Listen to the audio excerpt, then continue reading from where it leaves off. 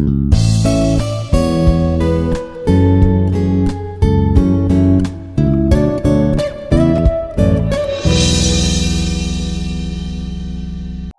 everyone, this is Dr. GVR Seshagiri Rao, Professor in the Department of Mechanical Engineering, Institute of Aeronautical Engineering, Hyderabad.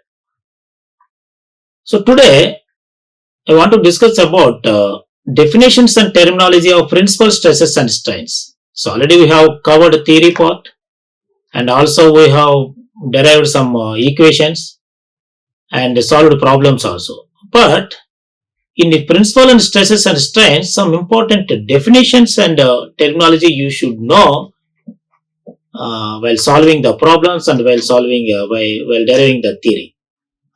So in this session, we will see what are the important definitions related to the stresses and principal stresses and strains. So first of all, the student should be able to demonstrate the principal stresses. After completion of this course, this is a outcome.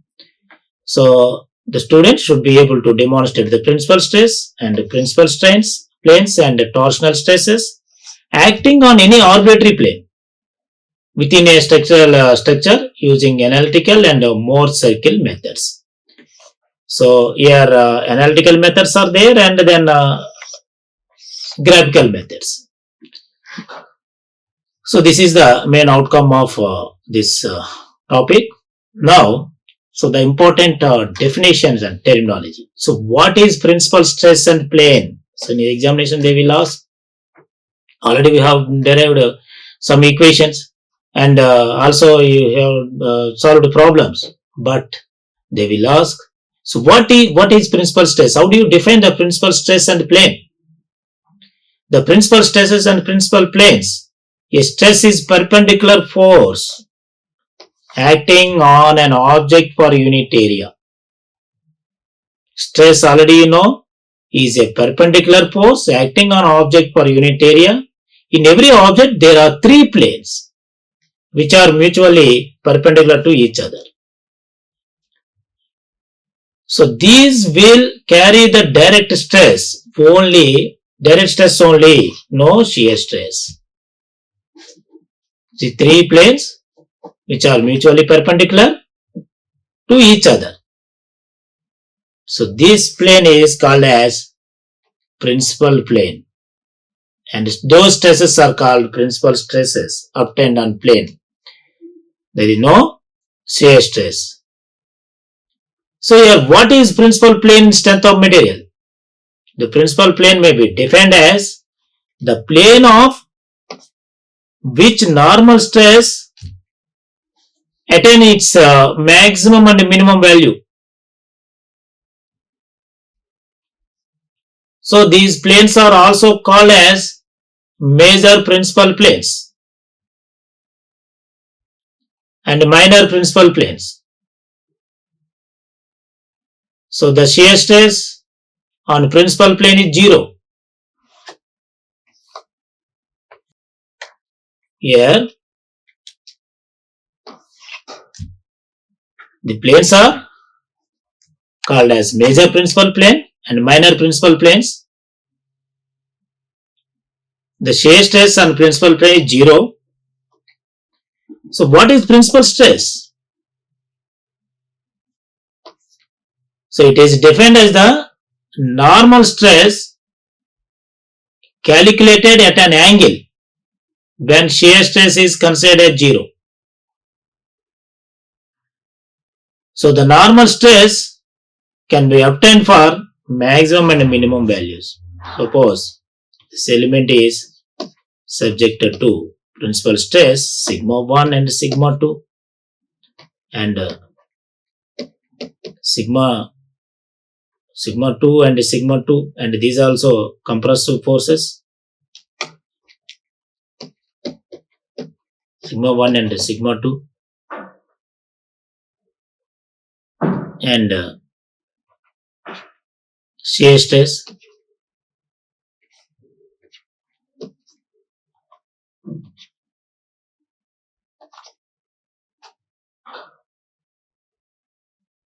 So this is the representation of principal stress. So maximum shear stress will obtain principal stress, maximum and minimum. So what is shear stress on principal plane is called? These planes are called the principal planes. It will also be noted from the figure that the normal stresses acting on the planes of 0, shear stress are either a maximum or minimum. So the normal stresses acting on the plane, which plane having that normal stresses, so that there is no shear stress, either maximum, there is no shear stress on this normal stress acting plane. So what are the three principal stresses? So these three principal stress can be found by solving the following cubic equation. So this equation will give three roots, which will be the three principal stresses for the given normal stresses sigma x and sigma y and sigma z.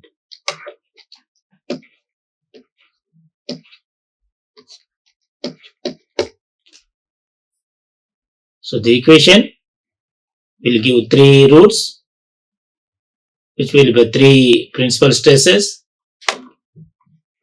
for the given three normal stresses. Those are sigma x and sigma y and sigma z.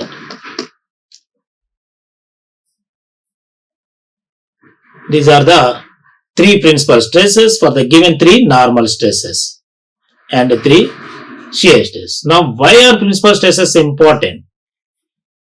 Why should we calculate the principal stresses? So you know the principal stress, the calculation. We have already solved the problem sigma x and sigma y. How do you calculate the maximum stress? So the fact that the coordinate transform equation properly reflects the force balance at different orientations is what makes it relevant. So the principal stresses are the corresponding normal stresses at an angle theta, so at which the shear stress is 0.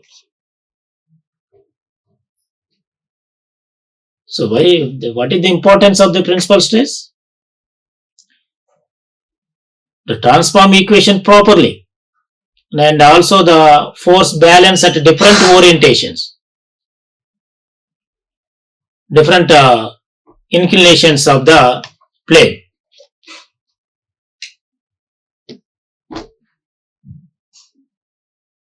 Suppose an object tie bar is subject to tensile load P. So one plane is inclined at this plane acting with the theta. So on this plane, what are the stresses acting in this direction? These stresses are called principal stresses. The corresponding angle is theta. There is no shear stress. So why do you use Mohr circle? So Mohr circle is very important in principal stress and strains. For calculation of sigma x, maximum shear stress, maximum principal stress and minimum principal stress and shear stress, we will use graphical method and then analytical method. Analytical method already we have derived equations, you know. But what is this Mohr circle? So it is termed as the graphical form where transformation equations of plane stress can be signified by using the graphical representation with the help of circle. We will calculate the shear stress and sigma 1 and sigma 2, the maximum value of shear principal stress, minimum value and shear stress. So this representation is very useful since it allows you to imagine the normal and shear stress relationships acting on different inclined planes at a point in a stressed body. So maximum and minimum values you can calculate it. So that is that term is called as Mohr circle. So already we have calculated, we have derived equations for sigma 1 and sigma 2. But Mohr circle with the help of graphical representation. So it is useful to you to imagine the normal and shear stress. So relationships also you can identify the sigma, the shear stress sigma 1 by sigma 1 plus sigma 2 by 2. Shear stress you can calculate by using this Mohr circle. Next, where is shear stress maximum? Where it will occur the maximum shear stress? The maximum shear stress is located at the neutral axis. So as the point moves further from the neutral axis, the value of the shear stress is reduced until it reaches 0 at both extremes.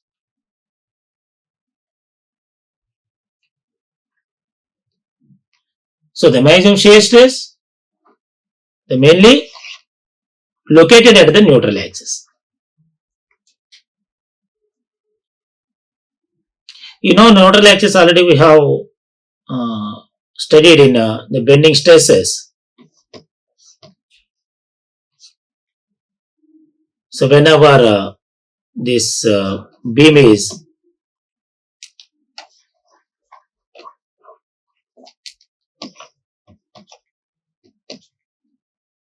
so before loading, so after loading,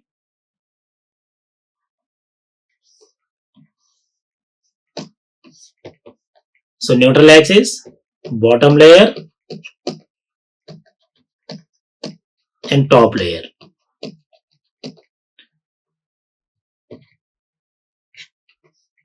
So here neutral axis, it does not change its dimensions. It remains constant whenever it is subjected to compressor or tensile. Tensile and compressor. The top and bottom layers only undergo the compression and tensile. Tensile or compressor. So the maximum shear stress will be located at this neutral axis. So as the point moves further from the neutral axis, the value of shear stress is reduced until it reaches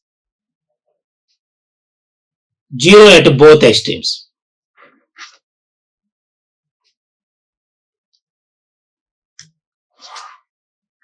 So next one is, what is principal strain? The principal angle. The angle of orientation at which principal stresses occur for a specific point. So one is here principal angle and principal strain. So the principal angle is the angle of orientation at which principal stresses occur at a specific point. The corresponding angle is known as principal angle. The principal strain is the maximum minimum normal strain possible for a specific point on a structural element. The stress strain is 0 at the orientation where principal strain occurs. There is no principal strain. Next, how many principal stresses are there? So there are two types of principal stresses. One is 2-dimensional and 3-dimensional. So the equation of 2D principal stress is calculated by the angle when shear stress is equal to 0. Here the shear stress of point 2 relative to point 1 is, and then relative to normal stresses are in x and y direction. There are two values of angle. It's actually shown in a figure in previous slides. In previous session already we have covered this principal stresses derivation. So in this the two principal stresses calculated by the angle when shear stress is equal to 0. The principal stresses sigma 1 and sigma 2, and maximum and minimum and shear stress values.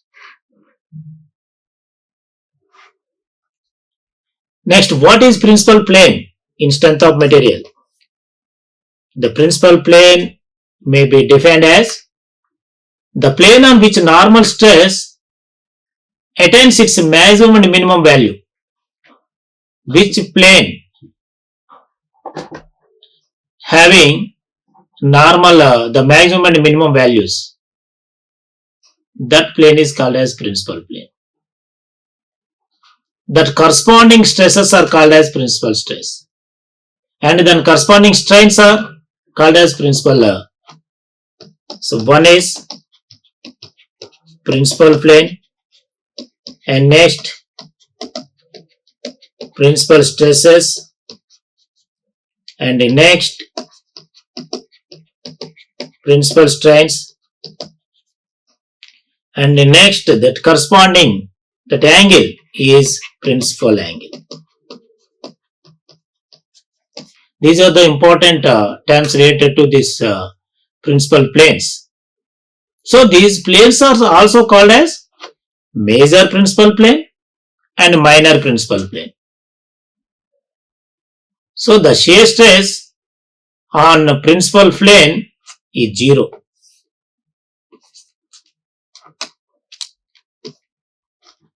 So the shear stress on principal plane is 0. So these are the principal planes and stresses and strains and principal angle. These are the terminology important in this principal plane of strength of material. So in the strength of material, the principal stresses and strains topic is very important. So what is shear stress on principal plane is called? So these planes are called the principal planes. So already we have whatever you have discussed in this slide. These planes are called principal planes. It will also be noted from the figure that the normal stresses acting on the planes of 0, shear stress are either a maximum or minimum. So next, what is the angle of obliquity of in Morse circle? So this term is oblique angle. So obliquity in Morse circle. So any plane is to be under complex stress if it has a normal and shear stress simultaneously. So the angle between the resultant and normal stress is called angle of obliquity and is represented by alpha. So the normal stress, the resultant and normal stress. So resultant stress sigma r, sigma 1 square plus sigma 2 square. And the normal stress. So what is the angle between these two?